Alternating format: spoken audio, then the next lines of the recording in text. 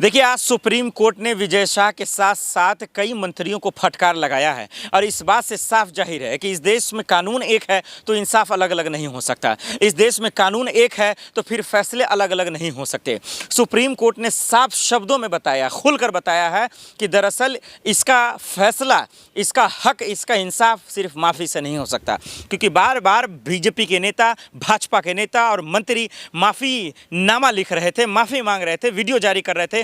किसी भी सूरत में माफ़ नहीं किया जा सकता। जिस तरीके का उनका बयान है वो इतना घिनौना, इतना नापाक है कि आप समझिए कि पाकिस्तान से भी खतरनाक है। कर्नल सोफिया जी पर जो बयान दिया गया है किसी भी सूरत में माफ़ करने के लायक नहीं है, लेकिन ये बेशर्म नेता, बेशर्म मंत्री अपने सत्ता की दलाली के लिए, कुर्सी के लिए ये चुप हैं। इनके पीछे जो पावर है, जो शक्ति है, इसके वजह से ये लोग बेखौफ हैं, लेकिन इसको माफ़ नहीं करेगा। देखिए, एमपी कोर्ट भी बार बार सुनवाई कर रहा है और सुप्रीम कोर्ट भी बार बार सुनवाई कर रहा है, लेकिन इसके बावजूद इन लोगों के अंदर दहशत नहीं है, कोई खौफ नहीं है। इससे साफ जाहिर है कि सरकार इन्हें बचा रही है, बीजेपी बचा रही है, उनकी सरकार बचा रही है। नहीं तो मुझे सिर्फ एक शब्दों में आप लोग बता दीजिए, एक लाइन में बता दीजिए, आप लोग जो वीडियो देख रहे हैं वो भी तो इंसाफ कर सकते हैं कि जब एमपी कोर्ट एक बार कह चुका है, एफआईआर दर्ज हो चुका है, सुप्रीम कोर्ट फटकार लगा रहा है, वो कह रहा है कि माफ़ी लायक नहीं है ये बयान, फिर वो सलाखों के पीछे क्यों नहीं है, फिर वो जेल में क्यों नहीं है। वहीं आ जाइए प्रोफेसर अली खान की बात कर लीजिए, फिर आखिर वो क्यों सलाखों के पीछे गया, वो जेल क्यों गया? क्योंकि कर्नल सोफिया पे उन्होंने भी बयान दिया। चलिए, मैं उनके बयान पर सफाई नहीं दे रहा हूँ या मैं उनके समर्थन में नहीं आ रहा हूँ, मैं ये कह रहा हूँ कि बयान जो भी दिया है कर्नल सोफिया जी को लेकर, तो फिर कानून एक है, इंसाफ एक है, वकील एक होते हैं, जज एक होते हैं, कोर्ट एक होता है, तो फिर फैसला अलग क्यों होता है? ये सवाल है। क्यों वो मुस्लिम है इसलिए? तो इंसाफ जब एक है, जब कानून एक है, तो इंसाफ एक जैसे क्यों नहीं हो रहे हैं? एक मतलब सोफिया कुरैशी पर एक तरफ जो है अभद्र टिप्पणी के चक्कर में जेल हो जाते हैं, दूसरी तरफ डिप्टी सीएम हो या फिर मंत्री साहब हो, वो जेल से बचते हुए दिखाई दे रहे हैं। इसके पीछे कौन है? नहीं, बिल्कुल इसके पीछे बीजेपी है, बीजेपी सरकार है, बीजेपी के मंत्री हैं, बीजेपी के नेता हैं और बीजेपी की वो पावर है जो पर्दे के पीछे से खेल करती है, जो अनर्गल बयान दिलवाती है, क्योंकि उनको पता है, ये पता है। देखिए, बीजेपी के किसी नेता की मंत्री नहीं है। आप जानते होंगे कि 15 साल से उनकी सरकार है, चाहे किसी स्टेट के मुख्यमंत्री हो, कैबिनेट के मंत्री हो, वो बिना अपने चौवा नहीं हिला सकते, उनके मुंह में दही जम जाता है, नहीं बोलते हैं। लेकिन जब बीजेपी हाईकमान उन्हें फुल छूट दे देता है गुंडागर्दी करने के लिए, तानाशाही करने के लिए, तो वो खुलेआम नफरत और जहर फैलाते हैं। तो इसके पीछे वही है, इसी वजह से ये कूद रहे हैं, ये फान रहे हैं और जब चाहे हमारे कर्नल सोफिया को गाली दे रहे हैं, पाकिस्तान के नाम पर हिंदू मुसलमान कर रहे हैं, पाकिस्तान के नाम पर हमारे देश की बेटियों को गाली दे रहे हैं, उनको अपमानित करने का ये लोग काम कर रहे हैं। अगर बीजेपी इसके पीछे नहीं होती तो मुझे आप बताइए कि वो जेल में क्यों नहीं है? आप बताइए कि अब तक क्यों नहीं कार्रवाई हो रहा है? अरे इसी हिंदुस्तान का कानून है, जब इसी देश का कानून है, इसी हिंदुस्तान का कानून है, तो फिर रवैया दो क्यों है, दोहरा चरित्र क्यों है, दोहरा रूप क्यों है? ये सवाल सबसे बड़ा है जो भाजपा नहीं दे सकता, उनके जिगरा में दम नहीं है। मुख्यमंत्री बोल रहे हैं जो कोर्ट का फैसला होगा उसके अनुसार हम चलेंगे, फिलहाल हमारा कोई बयान नहीं है इसमें। नहीं तो भाई, तो वही तो बात है, कोर्ट ने तो साफ साफ कहा ना एफआईआर दर्ज करे, तो एफआईआर का क्या मतलब होता है आप लोग तो जानते हैं। एफआईआर दर्ज का मतलब यही है, एफआईआर जैसे हुआ आप फिर उनको सलाखों के पीछे लाइए, गिरफ्तार कीजिए, रिमांड पर रखिए, पूछताछ कीजिए कि बयान जो दिया गया इसके पीछे क्या मकसद है। जो सोफिया कुरैशी जी को आपने गाली दिया, जो उन्हें अपमानित किया, पाकिस्तानी की बहन, आतंकवादी की बहन जो आपने उसे कहा, क्या मतलब है आपको कहने का? यही तो मतलब होता है। और अगर वो दोषी पाया जाता है, उनकी मंशा गलत थी, अगर वो गंदी राजनीति के लोग थे, तो फिर उनको सलाखों के पीछे डालिए। यही तो पुलिस का काम है, यही तो मोहन जी करेंगे, यही तो मोहन यादव सीएम करेंगे, लेकिन वो कर नहीं रहे, वो भी चुप है। और ये तभी होगा जब आप उनको पार्टी से निकालेंगे, जब पद से निकालेंगे। सर, ये सिर्फ और सिर्फ ये लोग हमारे सेना का अपमान नहीं कर सकते, ये लोग देश विरोधी लोग हैं। और मैं ये कहना चाहता हूँ, हमारे सेना भले ही बाहर के दुश्मनों से लड़ रहे हैं, लेकिन उससे खतरनाक, उससे जहरीले लोग जो हैं, नापाक लोग हमारे देश में ही रह रहे हैं, हमारे देश में जहर नफरत फैला रहे हैं। उससे बड़े दुश्मन हमारे देश में है, जो समझना पड़ेगा। आप सोचिए ना कि इतना बड़ा चीज़ों को अंजाम दिया है, सिंदूर ऑपरेशन को कितना शानदार तरीके से हमारी बेटियों ने, बहनों ने, हमारे सेनाओं ने जो है कामयाब किया, लेकिन लोग उसको सोशल मीडिया पे गाली दे रहे हैं, ट्रोल कर रहे हैं और उनके पोस्टर बैनर तो दूर की बात है, वो तो हटाएंगे ही।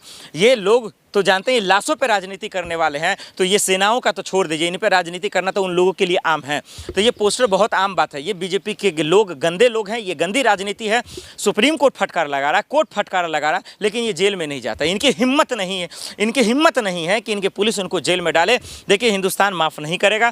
धीरे धीरे बीजेपी के राज खुल रहे हैं, गहरे राज खुल रहे हैं। ये काला चिट्ठा हम सबके साथ आ रहा है, सामने आ रहा है कि इनकी मंशा क्या थी, कैसे हमारे सेनाओं का अपमान हो रहा है और ये लोग चाहते क्या थे, किस तरीके से जो है अपनी राजनीति रोटियां सेक रहे हैं और किस तरीके से देश के वो काबिल लोगों को अपमानित कर रहे हैं जिसको सपने में भी लोग नहीं सोच सकता था। किसी भी सूरत में ये लोग माफ़ करने के लायक नहीं है। बिल्कुल ज्योति मल्होत्रा, देखिए ये कितनी बड़ी गद्दार, कितनी बड़ी दुश्मन है और किस तरीके से भारत में रह रहे दुश्मन, भारत में रह रहे आतंकवादी, भारत को बर्बाद करने वाले लोग कैसे छुपे हुए थे, कैसे बिल में दबे हुए थे।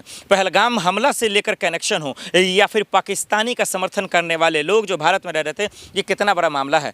ज्योति मल्होत्रा भले ही यूट्यूबर होगी, भले किसी की बेटी होगी, भले ही कुछ भी होगी, लेकिन पाकिस्तान का समर्थन करने में, पाकिस्तान को सफल बनाने में, पाकिस्तान को कामयाब बनाने में इनका मंसूबा जो है कहीं ना कहीं सामने आया और किस तरीके गद्दारी के रूप में, जासूसी के रूप में इनको अरेस्ट किया गया है। ये बहुत सही हुआ है। और समझिए, बस समझिए, एक चीज़ और क्लियर कर दूँ, और बहुत सही हुआ है।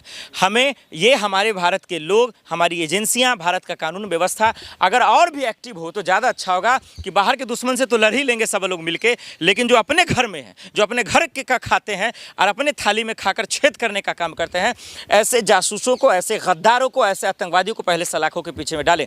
ये रिमांड पर अभी हैं ज्योति मल्होत्रा। इनके पूरे परिवार से पूछा जाए कि ये यूट्यूबर थी या यूट्यूबर के नाम पर आतंकवाद देश में फैला रही थी, ये किन लाशों का ये दरअसल जो है ये लोग गुनहगार हैं, ये निकाला जाए। पहलगाम से कितने कनेक्शन हैं, क्या बीजेपी का कोई नेता इनके समर्थन में था, क्या देश के कानून चलाने वाले लोग इनके समर्थन में थे, आखिर इंटेलिजेंस इतना लेट क्यों किया, वीजा पे वीजा मिल रहा था, वीडियो पे वीडियो मिल रहा था, पाकिस्तानी नेताओं के साथ संपर्क था, आखिर क्यों इन्हें पकड़ा नहीं किया, जेल में क्यों नहीं डाला गया, इतना लेट क्यों है, ये भी सवाल है। और ज्योति मल्होत्रा से के ऑन द कैमरा बयान लिया जाए कि कौन कौन इसके पीछे था, पाकिस्तान का कौन कौन नेता था और हमारे भारत जो हमारा शानदार मुल्क है इसको तबाह करने में कौन कौन मशगूल था, ये सब सामने आना चाहिए। उनके पिता का भी बयान सामने आया, हमारी बेटी ऐसा नहीं कर सकती, उन्हें फंसाया जाए। नहीं, बिल्कुल, मैंने भी उनके पिता का बयान सुना है। उनके पिता बिल्कुल ठीक कह रहे हैं, वो बिल्कुल ठीक कह रहे हैं कि कैमरा ले लिया गया, लैपटॉप ले लिया गया, फ़ोन्स ले लिया गया। उन बेचारे मासूमों को क्या पता है इनकी बेटी कहाँ खेल कर रही थी, कैसे देश को बर्बाद करने के लिए साजिशें रच रही थी, प्लान बना रही थी, ये हम सब देख रहे थे। उन मासूम पिता को क्या पता, वो पिता ने जिस दिन जन्म दिया होगा तब सोचा ही नहीं होगा कि हमारी बेटी हमारे देश में रह के देश के खिलाफ साजिश रचेगी, चंद पैसों के लिए, चंद लालच के लिए, चंद पैसों पे पैसों के बदौलत कमाने की वजह से हमारे देश को ये दरअसल तबाह बर्बाद करने के लिए ये खेल कर रही थी। क्या उन पिता को पता होना चाहिए? ये मासूम है, इनकी गलती नहीं है। कोई भी पिता अपने बच्चों को जन्म इसलिए नहीं देता कि वो आतंकवादी का समर्थन करे।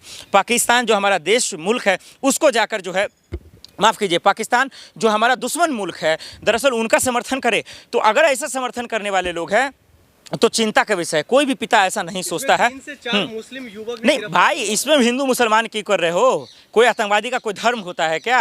कोई पाकिस्तान का समर्थन करेगा उसका कोई धर्म होता है क्या? तुम जैसे दल्ले, तुम जैसे ज्योति वाले मामले में, ज्योति मल्होत्रा मामले में हिंदू मुसलमान करने की ज़रूरत नहीं है। जो भी पाकिस्तान का समर्थन करेगा वो आतंकवादी है, जो पाकिस्तान मुल्क का साथ देगा वो भी आतंकवादी है, देशद्रोही है, अब वो भारत हिंदुस्तान का वो गद्दार है। ज्योति मल्होत्रा के साथ साथ जितने भी लोग, ज्योति मल्होत्रा के साथ ज्योति, अरे चुप रहो दलाल मीडिया, जरा सा चुप रहो।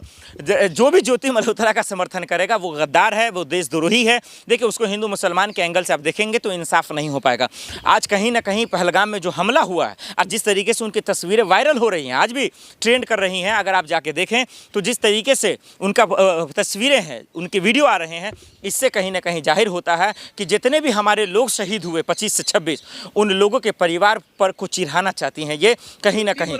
जो है वीजा के साथ कानूनी रूप से वो पाकिस्तान गई थी। ये कानून कौन सा है मेरे भाई? यही तो बात है ना, यही तो बात है। चंद पैसों के चक्कर में इसको फंसाया गया, इनको गुमराह किया गया और ये भारत को बर्बाद करने के लिए उसके जाल में फंस गई, आतंकवादियों के जाल में फंस गई ज्योति मल्होत्रा। इसी वजह से इनको खुलकर बता देना चाहिए कि मामला क्या है, किसने इसका इस्तेमाल किया, भारत को बर्बाद करने के लिए और क्या क्या प्लान है, ताकि हमारे मासूमों की जान बच सके। ज्योति मल्होत्रा को ठीक सीमा हैदर की तरह मत लीजिए, सुरक्षा को सुरक्षा की नज़र से देखिए। कानून को कानून की नज़र से देखिए, क्योंकि नहीं तो ऐसे में हमारे बहुत सारे भारतवासियों का जो है दरअसल इसी तरह से अंजाम होगा।